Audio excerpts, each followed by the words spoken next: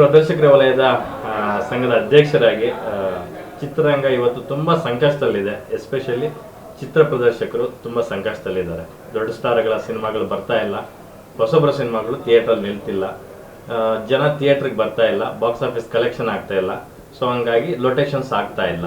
ಈ ನಿಟ್ಟಿನಲ್ಲಿ ನಿರ್ಮಾಪಕರುಗಳು ಸಂಕಷ್ಟದಲ್ಲಿದ್ದಾರೆ, ಪ್ರದರ್ಶಕರು ಸಂಕಷ್ಟದಲ್ಲಿದ್ದಾರೆ, ಜೊತೆಗೆ ಥಿಯೇಟರ್ ಮಾಲೀಕರು ಕೂಡ ಅದಕ್ಕಿಂತ ಸಂಕಷ್ಟದಲ್ಲಿದ್ದಾರೆ.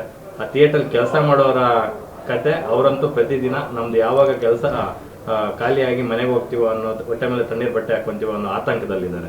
ಸೊ ಇವೆಲ್ಲಗಳಿಗೂ ಇವತ್ತು ನಡೆದಂಥ ಒಂದು ಮೀಟಿಂಗು ಏನು ಸರ್ ಸಾರಾಂಶ? ಚಿತ್ರರಂಗದ ಪ್ರಸ್ತುತ ಪ್ರಗತಿ ಬಗ್ಗೆ ನೀವು ಕೇಳಿದ ಪ್ರಶ್ನೆಯಲ್ಲಿ ಎಲ್ಲ ಅಡಕಾಗೋಗಿದೆ. ಎಲ್ಲ ಪ್ರಶ್ನೆ ಏನಪ್ಪ ಅಂದರೆ ಭಾಳ ಸಿಂಪಲ್ಲು. ಕಳೆದ 4-5 ವರ್ಷದಿಂದ ಚಿತ್ರ ನಿರ್ಮಾಣದಲ್ಲಿ ತೊಡಗಿಸಿಕೊಂಡಿದ್ದಂಥ ನಿರ್ಮಾಪಕರು, ನಮ್ಮ ಎಸ್ಪೆಷಲಿ ಕರ್ನಾಟಕದಲ್ಲಿದ್ದಂಥ ನಿರ್ಮಾಪಕರು, ಅವರು ಚಿತ್ರ ತೆಗೆಯೋದಕ್ಕೆ ಮುಂದೆ ಬರ್ತಾಯಿಲ್ಲ. ಯಾವಾಗ ಅವರು ಚಿತ್ರ ನಿರ್ಮಾಣ ಮಾಡೋದಕ್ಕೆ ಮುಂದೆ ಬಂದಿಲ್ಲ, ಈಗ ನಾವು ನಿರೀಕ್ಷೆ ಮಾಡಿದಂಥ ಬ್ಯಾನರ್ಗಳಿಂದ ಚಿತ್ರಗಳು, ನಿರೀಕ್ಷೆ ಮಾಡಿದಂಥ ಕಲಾವಿದ ಚಿತ್ರಗಳು ಬರ್ತಾಯಿಲ್ಲ. ಅದನ್ನು ಅವರು ಅವ್ರದ್ದೇ ಆದ ನಾನಾ ಥರದ ಕಾರಣಗಳು ಹೇಳ್ತಾರೆ. ಕಾರಣಗಳಂದರೆ ಸಹಜವಾಗಿ ಪ್ರೊಡಕ್ಷನ್ ಸಂಬಂಧಪಟ್ಟಂತೆ ಆಗುವಂಥ ಖರ್ಚು ವೆಚ್ಚಗಳು, ಅಲ್ಲಿರೋತಕ್ಕಂಥ ಸಹಕಾರ, ಇವೆಲ್ಲವೂ ಒಳಗೊಂಡಿದೆ. ಅದೇ ಆ ವಿಷಯದಲ್ಲೇ ಇವತ್ತು ಸಭೆ ಸೇರಿ ವಾಣಿಜ್ಯ ಮಂಡಳಿನಲ್ಲಿ.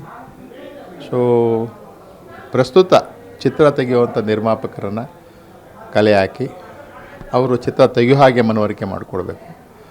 ಅವ್ರಿಗಿರತಕ್ಕಂಥ ತೊಂದರೆಗಳನ್ನು, ಯಾರ್ಯಾರಲ್ಲಿ ಇದೆ ತೊಂದರೆ, ಅವ್ರನ್ನೆಲ್ಲ ಕರೆಸಿ ಅವ್ರ ಜೊತೆ ಕೂತ್ಕೊಂಡು ಸಂಪರ್ಕ ಮಾಡಿ ಒಂದು ಅಂತಿಮ ರೂಪವನ್ನು ತಗೊಂಬಂದು ಮತ್ತು ಕರ್ನಾಟಕದಲ್ಲಿ ಚಿತ್ರರಂಗ ಪುನಶ್ಚೇತನಗೊಳ್ಳಬೇಕು.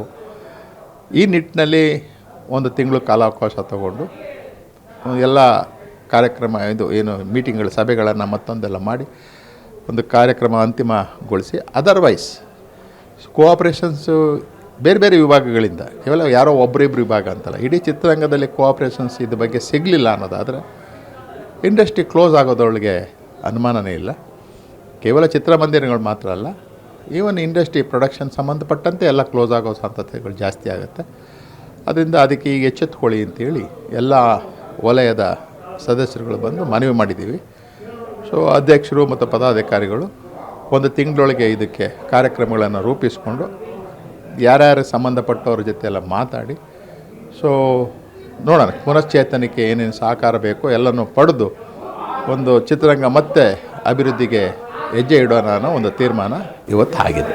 ಸರ್, ಎಲ್ಲೋ ಒಂದು ಕಡೆ ದೊಡ್ಡ ಸ್ಟಾರ್ಗಳಾದಂಥವರು ವರ್ಷಕ್ಕೆ 2-3 ಸಿನಿಮಾ ಮಾಡಿದ್ರೆ ಇವೆಲ್ಲಗಳಿಗೂ ಒಂದು ಶಾಶ್ವತ ಪರಿಹಾರ ಸಿಗುತ್ತೆ ಅನ್ನೋದು ಏಕಮೇವ ಉತ್ತರ. ಸೊ ಇದ್ರ ಬಗ್ಗೆ ನೀವೇನು ಹೇಳ್ತೀರಾ ಸರ್?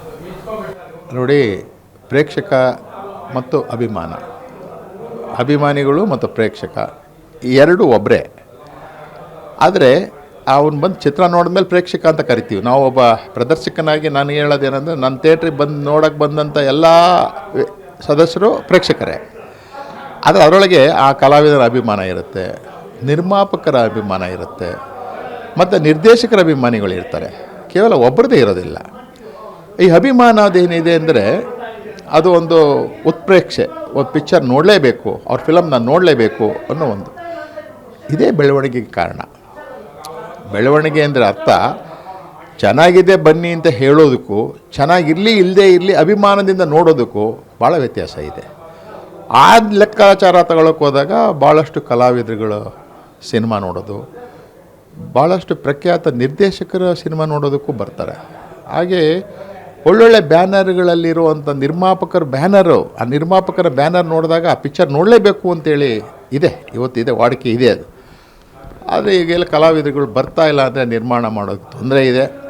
ಯಾಕೆ ನಿರ್ಮಾಣ ಮಾಡೋದಕ್ಕೆ ತೊಂದರೆ ಇದೆ ಅನ್ನೋದೇ ಮೊದಲನೇ ಪ್ರಶ್ನೆ ಆಗಿ, ಈಗ ಅದ್ರ ಬಗ್ಗೆ ಚರ್ಚೆ ಮಾಡಿ ಅದು ಅವ್ರಿಗೆ ಪರಿಹಾರ ಆಗೋದಕ್ಕೆ ಯಾವ ಹೆಜ್ಜೆ ಇಡಬೇಕು ಅನ್ನೋದನ್ನ ತೀರ್ಮಾನ ತಗೊಳ್ತಾರೆ. ನೀವು ಹೇಳಿದಂಥ ಒಟ್ಟಾರೆ ಸಾರಾಂಶ ಅಂದರೆ ಸಕ್ರಿಯರಾಗಿರ್ತಕ್ಕಂಥ ನಿರ್ಮಾಪಕರು ಸಿನಿಮಾಗಳನ್ನು ಮಾಡೋದಕ್ಕೆ ಮನವಿ ಮಾಡ್ತೀವಿ ನಾವು ಅಂತಕ್ಕಂಥ ಮಾತನ್ನು ಹೇಳ್ತಿದ್ದೀರಾ. ಆದರೆ ಅವ್ರು ಸಿನಿಮಾ ಮಾಡ್ತಿದ್ದಾರೆ, ನಿಗದಿತ ಕಾಲಘಟ್ಟದಲ್ಲಿ ಒಂದು ಡೆಡ್ಲೈನ್ ಹಾಕ್ಕೊಂಡು 6 ತಿಂಗಳೊಳಗಡೆ 5 ತಿಂಗಳೊಳಗಡೆ ಸಿನಿಮಾ ಮಾಡುವಂಥ ಒಂದು ಕಾರ್ಯ ಆಗಬೇಕು, ಆ ನಿಟ್ಟಿನಲ್ಲಿ ಮಾತಾಡ್ತೀವಿ ಅಂತ ಹೇಳ್ತಾ ಇದ್ದೀರಾ? ಅಲ್ಲ, 6 ತಿಂಗಳು 5 ತಿಂಗಳು ಅದು ಕತೆಗೆ ಪೂರಕವಾದ ದೃಶ್ಯಗಳಿರ್ತವೆ. ನಾವು ಒಂದೇ ತಿಂಗಳಲ್ಲಿ ಫಿಲಮ್ ಮಾಡಿ 5 ತಿಂಗಳಲ್ಲಿ ಫಿಲಮ್ ಮಾಡಿ ಅನ್ನೋದು ಹೇಳೋಕ್ಕಾಗೋದಿಲ್ಲ. ಬಟ್ ಆ್ಯಸ್ ಎ ಪ್ರೊಡ್ಯೂಸರ್ ಆಗಿ ನನ್ನ ಅನುಭವ ಇಲ್ಲ, ನಾನು ಎಕ್ಸಿಬಿಟ್ರಾಗಿ ಅನುಭವ ಇದೆ. ಹಾಗಂತೇಳಿ ಡೆಡ್ಲೈನ್ ಹಾಕೋದಕ್ಕೂ ಸಾಧ್ಯ ಇಲ್ಲ. ಅದೇ ಪ್ರಶ್ನೆ ಇಷ್ಟೇ, ಇಷ್ಟಪಡೋ ಪ್ರೇಕ್ಷಕರು ನಿಮ್ಮನ್ನು ಕಾಯ್ತಾ ಇದ್ದಾರೆ ಅನ್ನೋದಾದರೆ, ಎಷ್ಟು ಹೆಚ್ಚು ಪ್ರೇಕ್ಷಕರು ಹೊಂದಿದ್ದಾರೆ ನಟರು, ನಮ್ಮ ಸೂಪರ್ ಹೀರೋಗಳು ಯಾರು ಇದ್ದಾರೆ ಅವರೆಲ್ಲರೂ ಫಿಲಮ್ ಮಾಡಬೇಕು.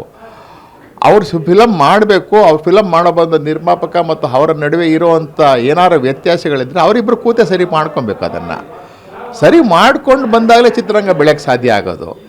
ಸೊ ಆ ಸರಿ ಮಾಡ್ಕೊಳ್ಳೋ ಮನೋಭಾವ ಇವರೆಲ್ಲ ಬರಬೇಕು, ಇವರೆಲ್ಲ ಬರಬೇಕು, ಅವರೆಲ್ಲ ಬರಬೇಕು. ಅದೇ ಮೊದಲನೇ ಹೆಜ್ಜೆ ಚೇಂಬರ್ ತಗೋತಾ ಇದೆ ಅಂತ.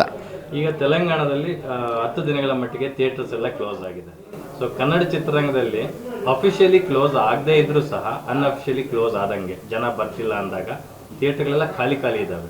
ಅದಕ್ಕೆ ಥಿಯೇಟರ್ಗಳು ತುಂಬೋದಕ್ಕೆ ಪರ್ಯಾಯ ಮಾರ್ಗವನ್ನು ಹುಡ್ಕೊಂಡಿದ್ದಾರೆ, ರಿಲೀಸ್ ಅಂತಕ್ಕಂಥದ್ದು. ಸುಮಾರು ಸಿನಿಮಾಗಳು ರಿಲೀಸ್ ಆಗ್ತಿದ್ದಾವೆ.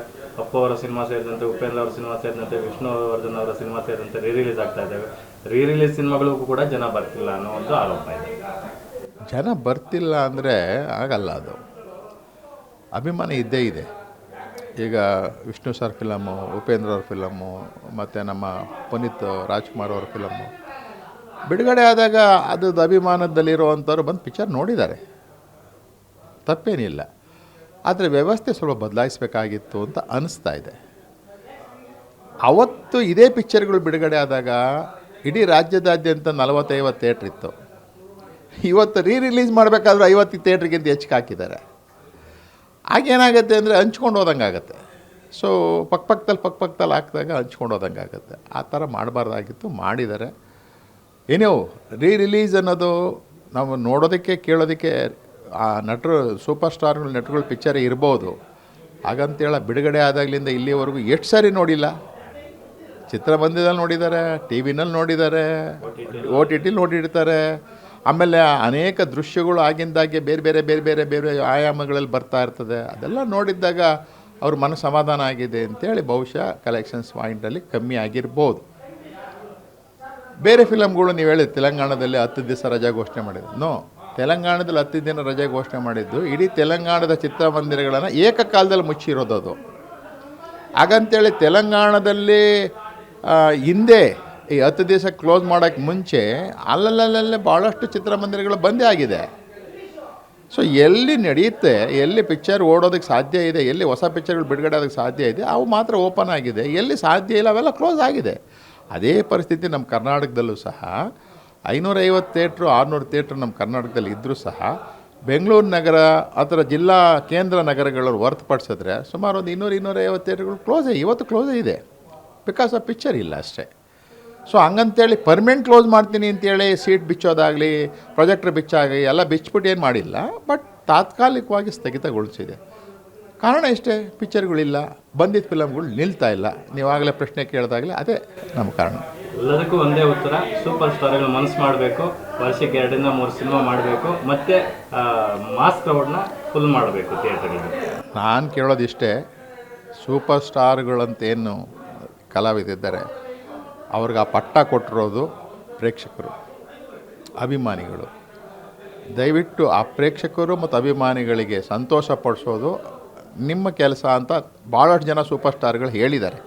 ನಮ್ಮ ಅಭಿಮಾನಿಗಳು ಪ್ರೇಕ್ಷಕರಿಗೆ ನಾವು ಈ ಕಲಾ ಸೇವೆ ಮಾಡೋ ಮೂಲಕ ಅವ್ರಿಗೆ ಸಂತೋಷ ಪಡಿಸ್ತೀವಿ. ಅದನ್ನು ಮತ್ತೆ ನೆನಪು ಮಾಡ್ಕೊಂಡು ಪದೇ ಫಿಲಮ್ ಮಾಡಿದ್ರೆ ಇಡೀ ಚಿತ್ರರಂಗ ಉಳಿಯುತ್ತೆ.